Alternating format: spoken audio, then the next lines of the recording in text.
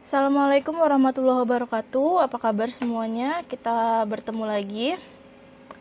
Semoga kalian selalu dalam keadaan sehat walafiat dan selalu dalam lindungan Allah Subhanahu wa taala, selalu semangat menjalani aktivitas meskipun dalam keadaan yang seperti ini. Oke, hari ini kita akan mempelajari mengenai resensi. Apa sih resensi itu, anak?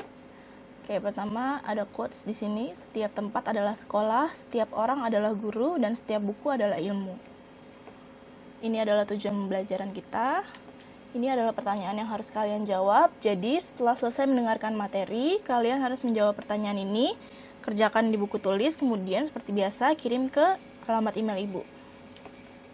Nah, kita masuk ke materi. Resensi. Apa sih yang dimaksud dengan resensi, nak? Resensi adalah ulasan atau pembicaraan mengenai sebuah buku.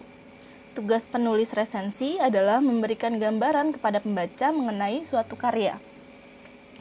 Jadi, kita mengenal yang namanya resensi. Resensi itu adalah ulasan, pembahasan, gambaran mengenai sebuah buku. Jadi, ketika membaca buku dan kamu merasa, oh ini bukunya bagus sekali ya. Kemudian kamu menulis resensi mengenai buku tersebut karena kamu mau orang-orang lain juga membaca buku tersebut. Itu yang dimaksud dengan resensi. Atau ketika kamu ingin membeli sebuah buku, kamu ke internet, kamu buka Google, kamu mencari resensi mengenai buku yang mau kamu beli. Isinya itu seperti apa sih? Ini membantu kamu membuat keputusan untuk membeli atau tidak membeli sebuah buku. Hal-hal yang dapat ditanggapi dalam resensi. Jadi dalam menulis sebuah resensi ada hal-hal yang bisa kita bahas. Berikut ini adalah beberapa hal yang bisa kita bahas di dalam sebuah resensi.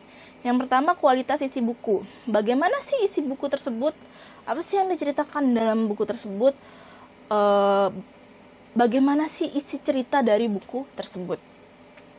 Penampilan, covernya. Apakah covernya menarik? Apakah covernya membuat kamu merasa ingin segera membeli buku tersebut? Apakah covernya menggambarkan isi di dalam buku tersebut? Yang ketiga, unsur-unsur. Jadi dalam buku atau cerita, biasanya kita mengenal yang namanya unsur intrinsik dan unsur ekstrinsik. Nah, hal ini juga bisa kamu bahas di dalam resensi buku. Gimana sih unsur intrinsik yang ada dalam cerita? Apakah alurnya cukup jelas? Apakah tokoh-tokohnya memiliki karakter yang unik? Apakah penggambaran tokoh dilakukan dengan cara yang baik sehingga kamu bisa memahami karakter si tokoh secara mendalam? Kemudian bahasa, seperti apa sih bahasa yang digunakan si penulis dalam buku tersebut? Apakah bahasanya mudah dimengerti ataukah justru bahasanya rumit dan sulit dipahami? Kemudian manfaat bagi pembaca, apa sih yang akan kamu dapatkan jika kamu membaca buku tersebut? Nah, ini adalah hal-hal yang bisa kamu ulas atau kamu tulis di dalam sebuah resensi buku.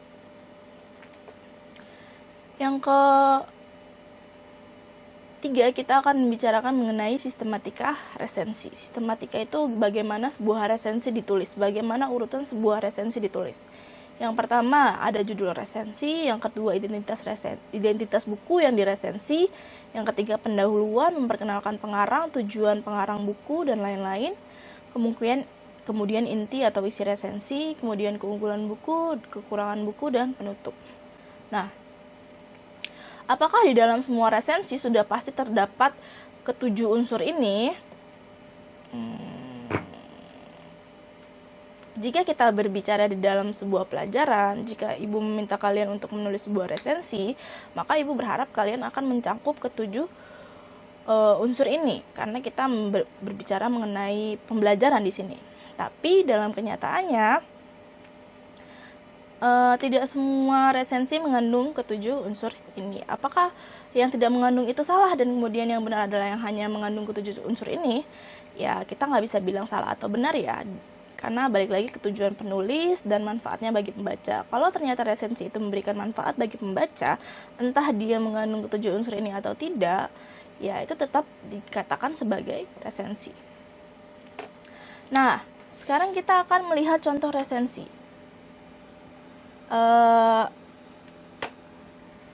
Contoh resensi yang pertama. Nah, contoh resensi yang pertama ini dia mengandung ketujuh unsur yang tadi Ibu terangkan ya. Yang pertama kita punya judulnya Entrok Oki Madasari, kemudian identitas buku, kemudian pendahuluan di sini dia menjelaskan Entrok ini maksudnya apa sih, kenapa si penulis Entrok ini, kemudian dia menjelaskan pendahuluannya sekalian ya. Kemudian isinya ini lumayan banyak ya, inti bukunya dia menceritakan sinopsisnya, kemudian dia menceritakan bagaimana isi bukunya, kemudian dia juga memberikan keunggulan, kekurangan dan keunggulan dari buku tersebut, dan juga penutup. Ini adalah contoh resensi yang memiliki 7 struktur resensi. Ada nggak yang tidak, Bu? Ada. Ada pula resensi yang dia tidak memberikan identitas buku. Kalau kamu baca ini juga dia tidak memberikan kekurangan dari isi buku ini. Tapi apakah resensi yang seperti ini tidak bisa disebut resensi? Enggak, ini tetap resensi. Ini tetap sah dan boleh dibuat seperti ini. Tidak ada yang salah dan tidak ada yang benar ya. Nah, keduanya sama-sama resensi, sama-sama memberikan gambaran mengenai sebuah buku, sama-sama memberikan informasi kepada pembaca bagaimana isi sebuah buku. Nah, itu tadi contoh dari resensi. Sampai sini dulu materi kita. Semoga apa yang Ibu sampaikan menjadi berkah untuk kita semua. Jangan lupa dikerjakan tugasnya, dikumpulkan tepat waktu. Ibu tutup pertemuan kita kali ini. Wassalamualaikum warahmatullahi wabarakatuh.